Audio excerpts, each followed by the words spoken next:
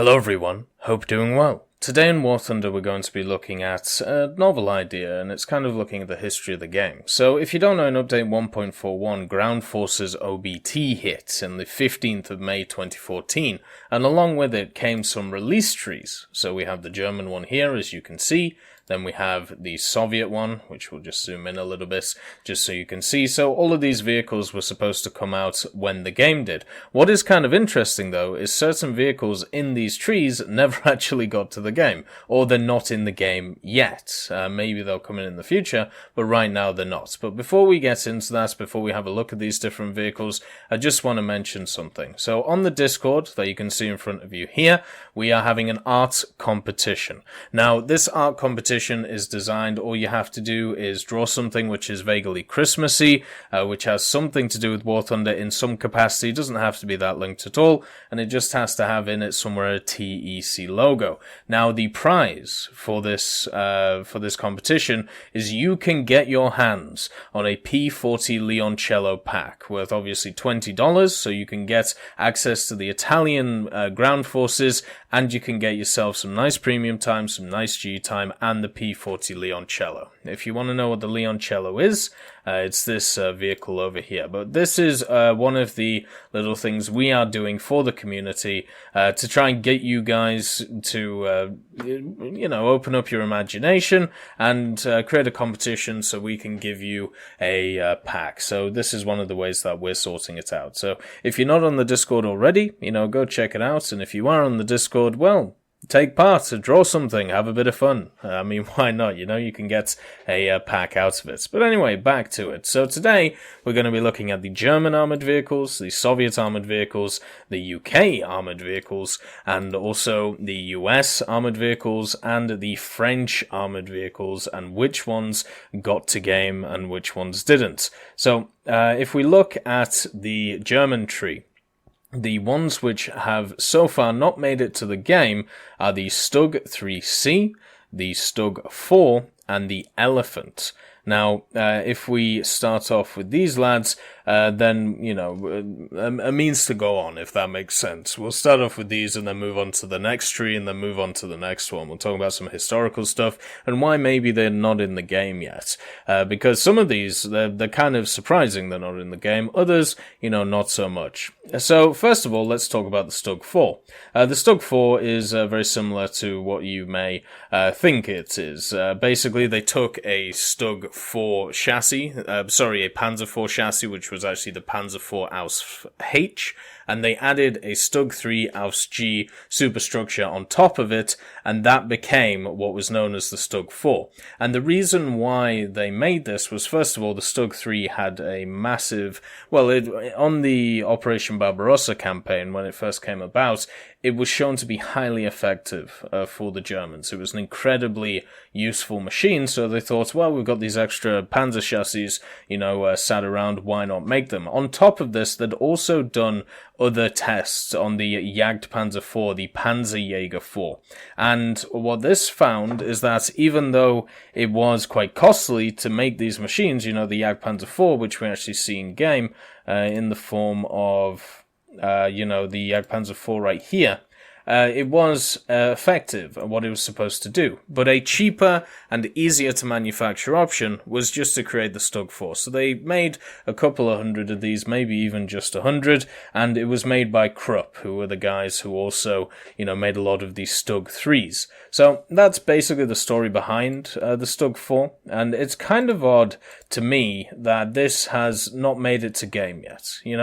We have all of the components in game. We have the chassis, we have the gun, we have the general, look of the machine, and we have all of the StuG IIIs. The only reason I can think that it's not in game is if it's seen as not that different, or not as different as it should be compared to others. But that argument could be used for many of these German vehicles, such as the StuG IIIF, the StuG IIIG, these two are basically the primary ones that we can have a look at. So the Panzer 470 and the Jagdpanzer 4, which are very, very similar with slightly different guns. So the playstyle is very similar between them, even if the chassis and stuff are slightly different.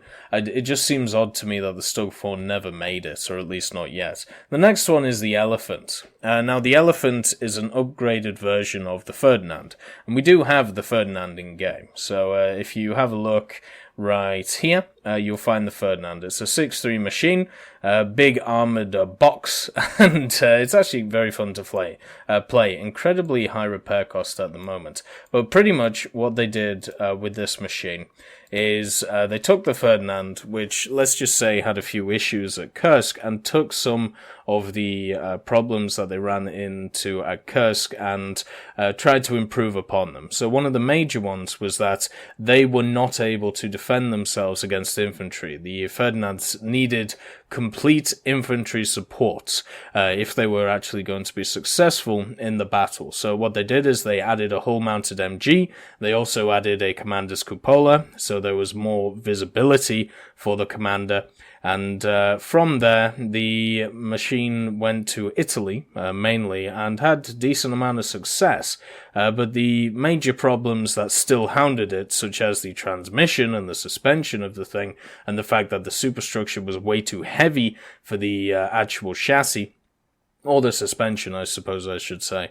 It never really became something that was feared as much as some of the other German machines. But it is kind of odd that it hasn't been added to the game. We have very similar machines such as the Tiger H1 and the Tiger E, where the only real difference is if you look at the Tiger E and the Tiger H1, these two machines here, they're both of the same BR. The major difference is the fact that this has a 7.92 on top of it, whereas the Tiger H1 does not. And also, it is slightly different on the front. So you have this little area here, and then if you look at the Tiger E, which looks like this, it is just very slightly different, but not really that different at all. Overall, they're very, very similar vehicles. So the question is, if we are allowed to have these two very similar vehicles, why not have another vehicle which is very close to the Ferdinand, but is obviously the Elephant? The next one is the StuG III C that we talked about, and I can kind of understand why this isn't in the game, because it seems to be a small little improvement in a part of the parts of the game which doesn't really exist. So the main thing that changed on the StuG III C, or one of the only things that changed according to this article here, is that the direct vision port associated with the gun sight was replaced with a periscope, so periscope SFLZF 1 gun sight. It was also operated by raising it through a small hole in the gunner's roof hatch, so basically periscope style, which is really cool. But the thing is, if we talk about it from a gameplay point of view, it doesn't really, the optics isn't something that's really taken into account, especially when the majority of the time you're seeing from a third-person point of view.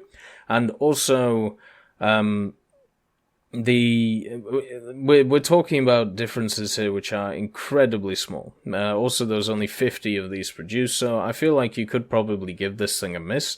I think working on other stuff such as, the StuGs and the StuG 4 would be much, much better than the StuG III C that we see here. The next one is coming from the Soviet tree. So the vehicles that we don't have in-game, which are on the Soviet tree, are the Su-76, the T-40, the BT-7A, the BT-7M, and the IS-4. So if we move along to this is the T-40. So what is the T-40? Well, it is an amphibious scout tank, and so it can actually float. It doesn't have a lot of power behind it, 85 horsepower, and it doesn't, I believe it's about 5.8 tons, so it's very, very, very light. On top of this, the main armament on it is a 12.7mm Dishka gun, which you can see in the little turret there. So we're not talking about something that has a lot of power behind it, and the only thing that would be worse than it when it comes to the actual gun would be either some of the French tanks, or the M2A2, which of course has the 50 cal. So it's kind of odd that this in the first place was in the release tree, but to not see it in the game as of now, which isn't that surprising. And the reason I say that is just because one Dishka is not really going to do a lot for you, and also the vehicle does not have a lot of armor. Obviously, being designed to be amphibious, it's incredibly light, so not a lot of armor on it, and not very powerful engine. Think about how fun, like a machine like the Kami is, and make it 10 times worse. That is basically what this is. So, I'm not surprised it's not in the tech tree. What I was surprised was that it was actually added in to the Soviet armored vehicles tree when it first was looked at in 2014. Now, just to give you also some context, which is interesting, because we kind of do have the T40 in game, or at least part of it, the chassis for the BM824, which you actually see as a premium of the, what is it, as a premium of rank 1, 2.3 right here. With the rockets on top of it, the 82mm ones. This is the same chassis that the T40 has. So at least we have a little bit of it in game, if not all of it. Now let's move on to the next one. So what is the BT-7A? Well, take a BT-7, a very, very powerful, very, very fast tank, and add a T-28 gun to it. So the T-28 gun that we have in game is one that you'll see was tried on pretty much every chassis. It was tried on the T26 chassis, it was tried on the BT chassis, it's tried on a lot of the other ones. So you can see this gun here was tried, the 76mm L10, and then also and also it was tried on some other stuff as well, such as you can see, this little spud gun here. They're very, actually no, should I say they're the same guns?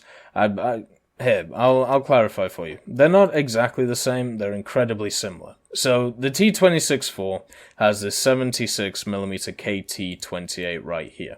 As you can see, it is more of a howitzer gun.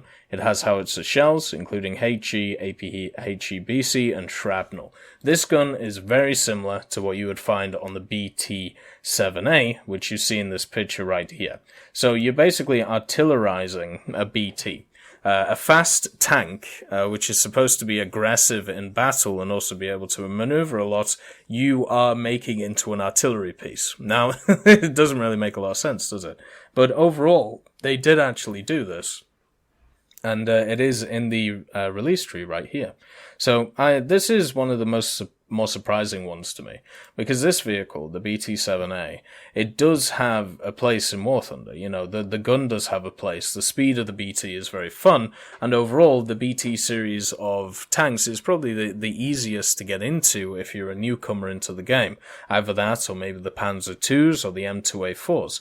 So, with that said, I thought they would expand on them more with some of the machines like this, but unfortunately they haven't. They also made another version. So this version is a BT with an F32 76mm gun, and you can see it was kind of just plopped on the front here. It doesn't look the best, but it is how it is. The next one to have a look at is in the Soviet tree again, the BT-7M right here. So what's the major differences between the BT-7 and the BT-7M? Well, the BT-7M had an upgraded engine, or at least a different one, in the form of the V-2 diesel engine.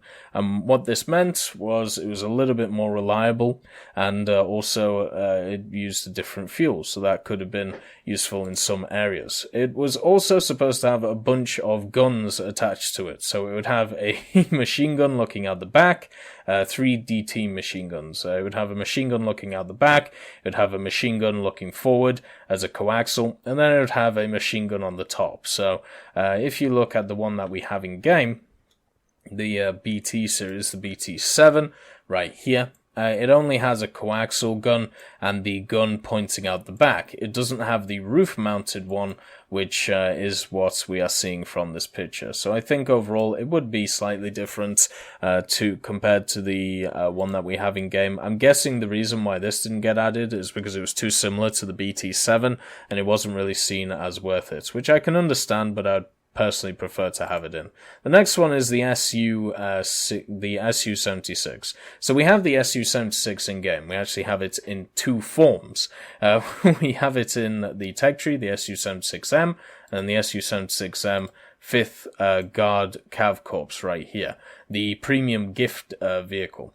These vehicles are exactly the same in War Thunder, and this one here is the first. Well, the thing is, right, so the SU-76M, that was the main production version of the SU-76. So the SU-76 was a progression from the experimental prototype. The experimental prototype was the OSU-76, and this was based on a T60 chassis. Now, the SU-76, which, as I said, was the next stage from the OSU-76, this was from a lengthened T70 chassis, and it also had inferior dual-engine arrangement of earlier T70s. So that is why it's a little bit slower than what you may see in-game. So the SU-76 that we don't have in-game is different to the one which we do have in-game. Basically, some of the small configurations between how everything works internally. So not that much different, but still slight differences between them. The next vehicle is the IS-4. Now we have, once again, the IS-4M in-game, but the IS-4M is not the same as the IS-4. So this is the IS-4M, this big boy here, which is very fun to use, but the IS-4, the main differences between it internally, you had increased ammo storage, you had improved engine reliability, you also had an improved filtration system, improved optics, and also frontal driver place and side skirt differences. So this is the IS-4M that we have in game. This is the IS-4. Now let's get another picture just so I can show you the differences. So let's see. So you see in game here, this is the IS-4M. It's actually really beautifully modeled in game, so it's great to make some comparisons. You see this area here where the driver's port is, seen as kind of the weak spot of the vehicle right here, this lip or this area here. Well, this is, as you can see, kind of triangulated. It's kind of pushed up from where you would think along the armor. If you have a look here in the IS-4, you can see on the driver's area it is much more flat. And this was the main external difference between the two machines. You can see it's kind of flat here once again, and you go to here, it's much more curved. The other thing, though, is the tracks themselves. So the tracks themselves are slightly different. If we look at this one and compare it to the IS-4 here, you can see the slight differences right there. Very easy to tell the difference. So yeah, there is little things between them, but the main stuff is internal changes, which wouldn't make a lot of difference in the game, apart from the differences in ammo stowage. Now, that was the German and the UK stuff. The German and the Soviet stuff. The UK, they all came to the game. You know, I was actually looking through them all, and I was kind of surprised that they were all brought to game. I was kind of shady on the Valentine Mark 9, but it did make it. Even the Coming Soons made it in the British tree. The next one was the Americans. Obviously the Americans came before the British, but all of these came to the game as well. So, Bob's your uncle, they're all good. The next one after is the, I suppose you could throw the Japanese in there. All of the Japanese vehicles got to the game as well, so we were doing great. Then the French came along, and we have another little boo-boo. So from the original German and the original Soviet ones, there are a few vehicles that we haven't seen in game. Then we had a good track, and then when it came to the French, we have one which hasn't been added to the game yet. And there is no soon on it or anything like that. This is the Citroen Congress P19T. And I had a look for this vehicle, and I want this vehicle to come to game just because it's a pimpmobile. Like, it is an absolutely amazing little machine, and I'll show you it now. So, first of all, we have to start. So, Adolf Congress or however you say his name. He was a French military engineer. He basically invented the half-track and dual-clutch transmission, so he was able to create, you know, the wheeled and then tracked vehicles, as you see here. And this is one of his cars. One of his cars was made in 1909, and the first trial was in 1913. And, they started building one in 1909. The first trials of it were in 1913, the semi-tracked vehicle with the Progress propulsion system. And, as you can see, it is just a little interesting vehicle. And, for me, it has, or supposedly has, 220mm on it. Now, I can't find a source for these guns, right? But I'm looking at the size of them. I'm looking at the caliber of them, just by the size. And I'm thinking, yes, it must be around about 20mm. Remember, this is a First World War machine. So I'm very, very surprised that it is in this tree at all. Like, when I had a look at these, first trials in 1913, we're talking about First World War here. And when looking at this machine, I just thought it looks amazing. Like, I don't know, as maybe as a lover of vintage cars, I found it, I find these stuff really interesting. This is another picture of it, so you can see it's a lot more cleaner. It's even got some wonderful cushions for the driver. But yes, to me this looks like a 20mm contraption. And this is not really an upgraded version, but this is a similar version, which is more encased. And the idea of this is you would have an armament of 4 Frenchmen with rifles, and that would be your anti-air component. Isn't that wonderful? We're much more back to simpler times here when we come to it. But the one that is missing out of the tree is this one, and hopefully it comes soon. I've had a lot of fun with the other machine which is similar to it, the P7. If we have a look at it in the French tree right here, the P7T-AA. It has the 4 13.2mm Hotchkisses, and you can see they've modeled it absolutely superbly, and it's just a beautiful little machine. I hope we do get the other one. I really do, because it'll round out the French lower tier forces for me in a big way. But yeah, those were the vehicles that have not been added to the game from the initial tech trees which we saw them from. And it's kind of surprising that there are vehicles like this, but it seems like either they've changed their mind on some of them, or they believe that there were better options, or maybe they've just forgotten about them. Who knows? It could be anything. Anyway, I hope you all have a wonderful day, and I'll see you next time.